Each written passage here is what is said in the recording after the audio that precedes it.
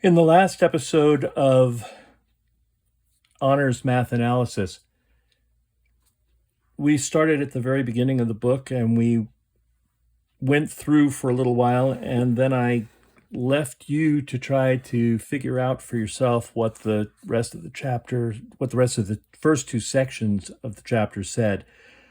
I want to walk through it really quickly for you so that you have the information that you need.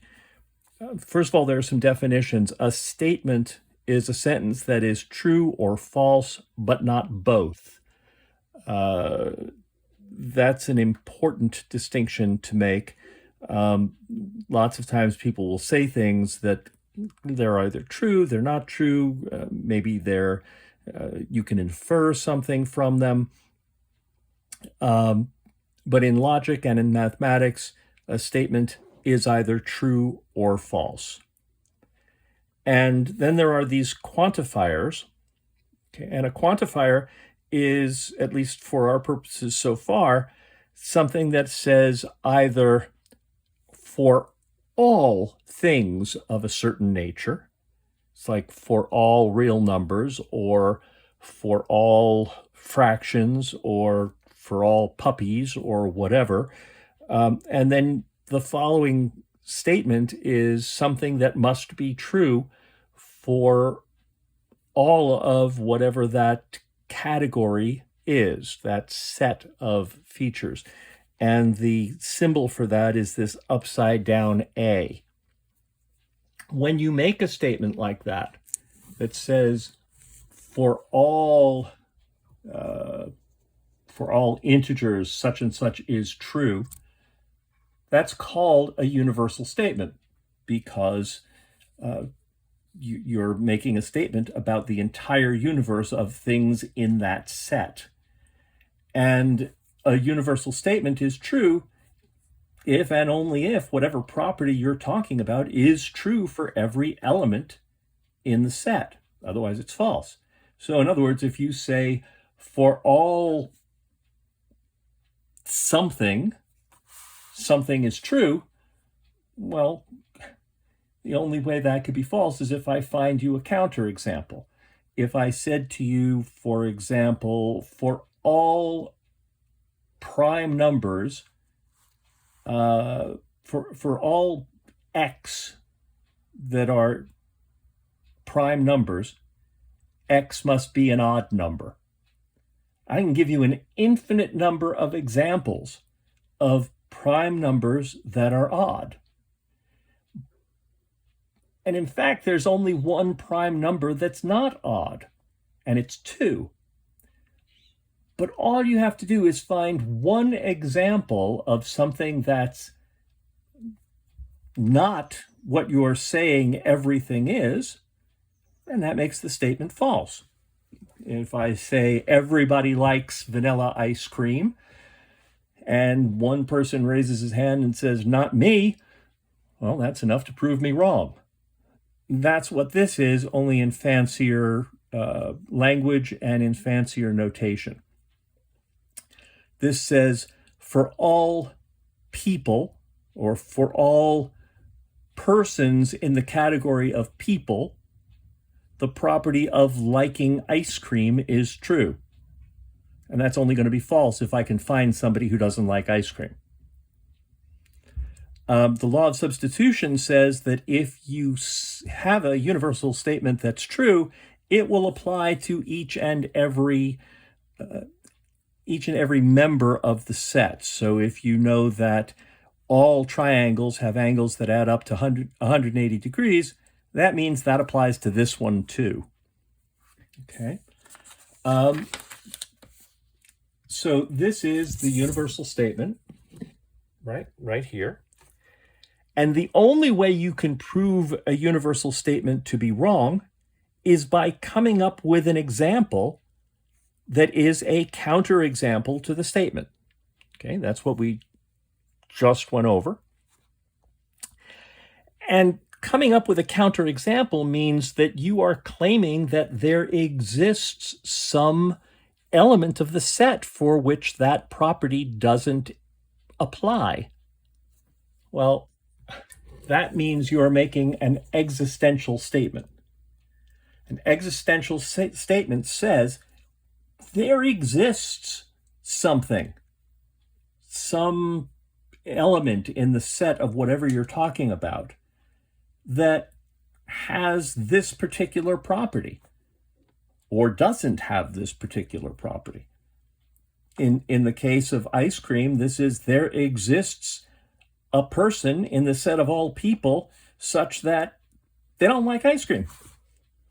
So an existential statement is true if and only if that property is true for at least one element in the set. So for this one, I don't have to show it's true for all of them. I just have to show that there is one. An existential statement in the case of the prime numbers would be there exists a number in the set of prime numbers such that it's even. On page 8, there is this summary. Let's see if we can get a little more light without having it shine up at you. Maybe that helps. There is this box that gives you a summary of everything we just said. If a statement is universal, it takes the form for all x in S, some property applies. The quantifier here is for all, and the symbol looks like this, and it's true if, in fact, for all values of x in S, this property applies. The existential statement says there exists, right? There is at least one element of this set such that some property applies. The quantifier here is there exists. The symbol for it is this backwards capital E. And if it's true for at least one value of x, that's enough. All you're saying is that one such thing exists. Okay? So the questions for this section that help to figure out whether or not you understand it tell this whether the sentence is a statement. Well, that just means, is the statement either true or false? There is exactly one solution to the equation 2x is equal to 5. Well, that's true, so it's a statement. The equation x squared is equal to 1 has 3 solutions. That's false, and that means it's also a statement. 6x squared is equal to 7x minus 1. That's neither true nor false until you find out what x is. That means that one's not a statement. Okay. For number 4, which is the true statement? Well, this says, for all real numbers x, x to the 9th power is equal to x. Well, that's not true, because all I have to do is say, well, what about x is equal to 2? That's not going to work. There exists a real number x such that x to the 9th is equal to x. Well, certainly 1 will make this true. Negative 1 would make this true. So this one is true. This one is not, because there is a counterexample to this, and I can come up with a real number that satisfies this statement. So let the property be that x cubed minus 1 is equal to x minus 1 times x squared plus x plus 1. State this in such a way that the x is 4 and tell whether the property applies to 4. In other words, if I plug this in here, 4 to the 3rd power is 64 minus 1. That would be 63. Here, 16, 20, 21 times 4 minus 1, that would be 3. 21 times 3 is 63. So yeah, this one's true. Then write p for the square root of a. What does that mean? That means we're saying this. We're saying square root of a raised to the third power minus 1 is equal to square root of a minus 1 times square root of a squared plus square root of a plus 1. Okay, and now the question is, they just wanted us to write it. Well, there, we wrote it. Consider the sentence for all real numbers x cubed minus 1 is equal to x minus 1 times x squared plus x plus 1. I think I remember that to be true because I think that's the way you factor x cubed minus 1. But let's just double check. This is x times x squared plus x plus 1 minus x squared plus x plus 1.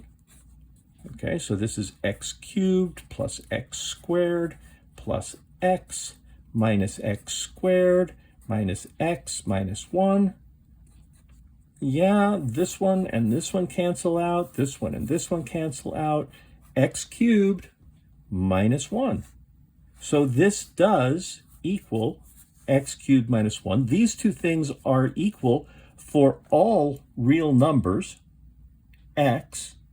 And so this sentence is certainly a statement because it's true. Identify the sentence as a universal statement, an existential statement, or neither. Well, this is kind of pretty straightforward. There exists a bird B such that B cannot fly. That's an existential statement. Okay? And whether or not it's true, that's a separate issue, and it is true because a penguin is a bird that can't fly. Let's see, for all rivers R in North America, R flows into the Mississippi. Well, if it has for all in it, it's a universal statement. Okay. It's not true because there are rivers that don't flow into the Mississippi. And we could name a few. The Hudson River is one. I think the Colorado River is another. Chicago is the capital of Illinois. Well, that's not saying something universal, nor is it saying that there exists some particular thing. It's just a statement. Chicago is the capital of Illinois. Number 9, name the two quantifiers introduced in this lesson. Well, we just did that. There exists and for all. The following statement is true. For all real numbers a and b, a plus b squared is equal to a squared plus 2ab plus b squared. Use substitution, letting a equals square root of 75 and b equals square root of 12 to deduce that this is equal to 147. All right. Well, we can deduce that since we know that this is true. All we have to do is plug these two numbers in here and we get our answer. So let's just do that. Okay. Square root of 75 squared plus 2 square root of 75 square root of 12 plus square root of 12 squared. This is going to be 75. This is going to be 12.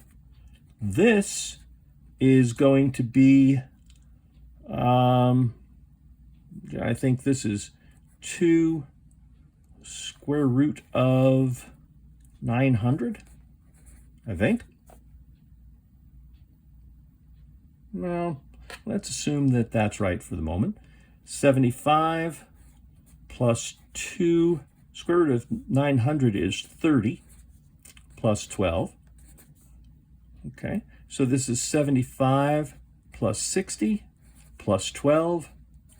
This is 135 plus 12, and sure enough, that's 147. And that's what they wanted us to show. So we did. Let's see what else we've got. All right. Find a counterexample to show that the following statement is false. For all real numbers x, x cubed is greater than x squared. Well, again, how about -1? X cubed would be -1, and that's not greater than 1, which would be x squared. All right. Consider the statement for all squares x, x is a rectangle. For all squares x, x is a rectangle. I mean, that's pretty much what this says. We could just fill that in there. All squares are rectangles.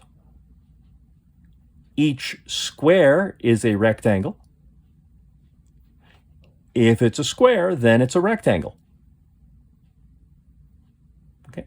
All of those 4 statements say the same thing.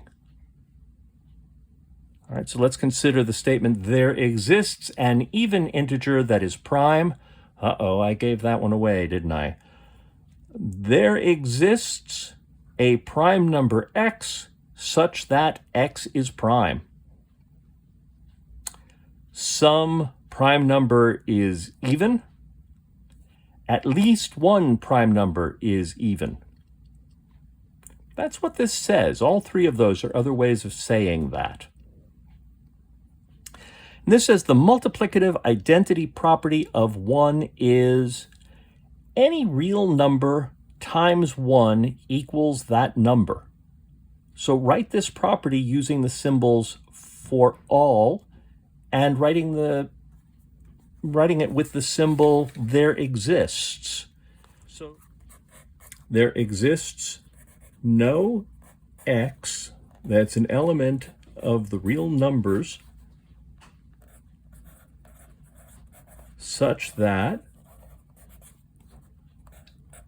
x times 1 is not equal to x. That'll do it. All right. So that's the 14 problems that are part of covering the reading.